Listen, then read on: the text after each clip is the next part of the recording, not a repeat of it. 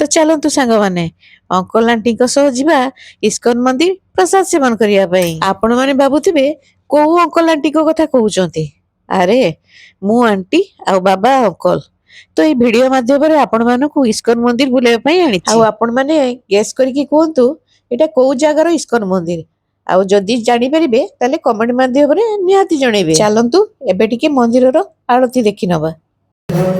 Hare Ram Hare Ram Ram Ram Hare Hare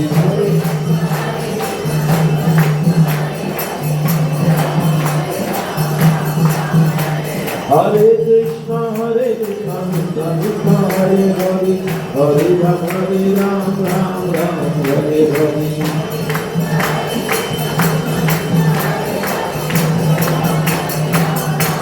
तो आलती और परिक्रमा सरिला परे आमे आसीतिलु प्रसाद सेवन करिबा। तो मु बहुत पूर्वरु इस्कन मंदिर आस्तिली तो याकु सेले कहली आज जेहेतु गुरुवार अछि मते टिके इस्कन मंदिर नै चलो बुलेबा पई।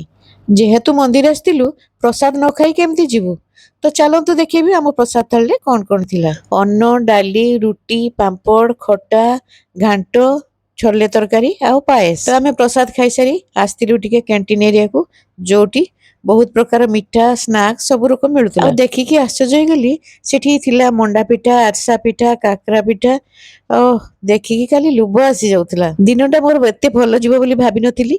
आ इस्कन मंदिर आसिकी दिनटा मोर बहुत भले कटिला। आ आपण मानको भितरु किए किए सब इस्कन मंदिर आसी ठाकुर को दर्शन करिक हेचंती कमेंट माध्यम रे निहाती जणेबे। तो आमे बुढ़ा बुढ़ी चाललु स्कूटी रे रूम को। तो पुणी देखा हबो नेक्स्ट ब्लॉग रे। Bye bye.